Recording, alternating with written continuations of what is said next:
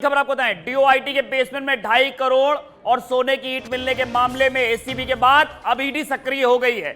DoIT के joint director Ved Prakash Yadav पर शिकंजा कसा ईडी ने और ईडी की टीम आज आईटी ऑफिस में पूछताछ कर रही है। वेद प्रकाश यादव के साथ काम करने वाले कार्मिकों से भी पूछताछ की जा रही है। आपको बता दें, ईडी ने वेद प्रकाश यादव को 8 अगस्त को गिरफ्तार किया था। उससे पूछताछ के बाद ईडी ने नोटिस देकर डीओआईटी से जानकारी मांगी थी। 16 अगस्त को डीओआईटी अधिकारियों से नोटिस देकर जानकारी मांगी गई थी।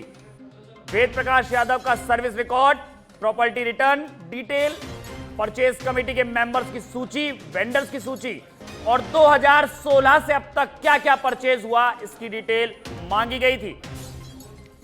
2016 से अब तक किस किस चीज के टेंडर हुए हैं और कौन कौन अधिकारी परचेज कमेटी में शामिल रहे इसकी जानकारी मांगी गई। किस आधार पर टेंडर की प्रक्रिया होती है, कैसे परचेज किया जाता है, इसकी जानकारी मांगी गई।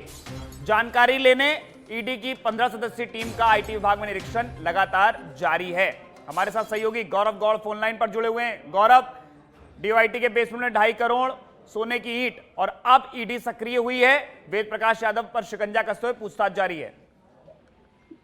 देखिए ऋषभ, चुनावी साल के अंदर ईडी की जो कार्रवाइयां हैं वो बहुत ही तेज त्वरित गति से हम देख सकते हैं राजस्थान में की जा रही हैं। और इससे पहले भी अभी आज आप देखेंगे कि जल जीवन मिशन की कार्रवाई चल रही थी। उसी के साथ साथ एक बड़ी खबर देखने को मिली कि जयपुर के अंदर जो आईटी प्रकरण या डीओआईटी विभाग में हुआ था, इसके अंदर ईडी दोबारा सक्रिय हो गई है और 15 सदस्यीय टीम जो है वो योजना भवन के डीओआईटी विभाग के अंदर जो निरीक्षण करने पहुंचती है और स्टोर में जो कर्मियां काम कर रहे थे उन्हें तुरंत प्रभाव से पूछताछ करने के लिए, जानकारी सामने लाने के लिए, यहाँ तक भी ये खबर आ रही थी सूत्रों द्वारा कि स्टोर को जो है बंद करके ईडी ने उनसे पूछताछ की है।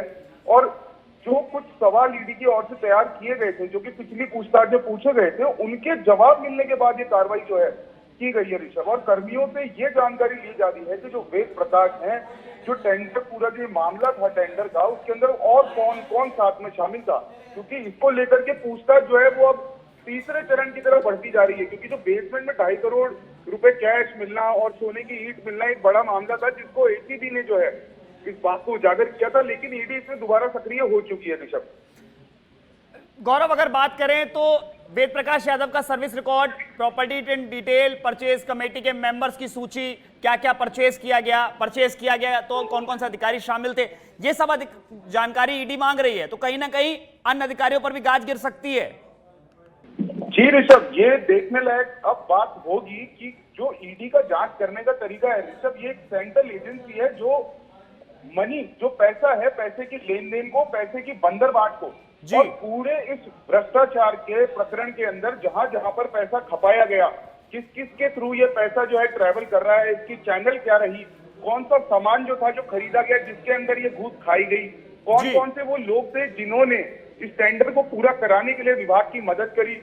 और साथ ही जो 16 अगस्त डीओआईटी के अधिकारियों ने नोटिस देकर ही एक जानकारी मांगी थी, मैं आपको बताना चाहूंगा ऋषभ, उसको लेकर के जो है फिर ये सर्विस रिकॉर्ड निकाले जा रहे हैं, प्रॉपर्टी की रिटर्न डिटेल तक निकाली जा रही है कि कहां पर किस समय कितनी जमीन जो है खरीदी गई, किसके द्वारा खरीदी गई, क्या पैसा उसमें लगाया गया। क्योंकि जो है पीएमएलए का जो कानून है, पीएमएलए 2002, वो कहता है prevention of money laundering act. इसके अंदर जो भ्रष्टाचार से और काली कमाई की जाती है उसको एक नंबर के पैसे में कैसे कन्वर्ट किया जाए, उसको कागजी कैसा दिखाया जाए, उसकी रोकथाम के लिए बहुत बड़ी कार्रवाई जो है ईडी द्वारा की जा रही है ऋषभ।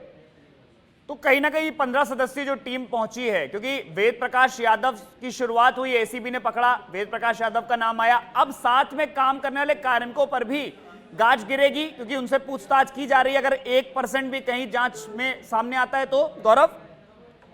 जी ऋषभ, किसी को भी ईडी की जब आप कार्रवाई देखेंगे, इनके काम करने का जो तरीका है, जो प्रोसेस का काम है, उसके अंदर अब जो भी इसके अंदर लिप्त पाया जाएगा उसके ऊपर ईडी जो है कार्रवाई कर सकती है ऋषभ। और इस कार्रवाई से बचने का अब लोगों के पास कोई तरीका नहीं है ऋषभ, क्योंकि जो भी पैसा खाया गया है उसको पकड़ा गया है। और आज भी जब बैंक लॉकर खगाले गए और नीचे जाके जब पूछताछ की गई है तो पैसा कहां से आया था, इस चीज को लेकर के ईडी का बहुत ज्यादा दबाव बनाया जा रहा है। और ईडी इस चीज को अब निकालने पर लगी हुई है कि सिर्फ एक आदमी का जिसका नाम आ रहा है, उसके साथ साथ जो जो लोग थे जिन्होंने फायदा पहुंचाने की कोशिश की है अपने आसपास के लोगों को, अपने इर्द गिर्द के लोगों को, वह सब भी इस कार्रवाई की चपेट में आ सकते हैं ऋषभ।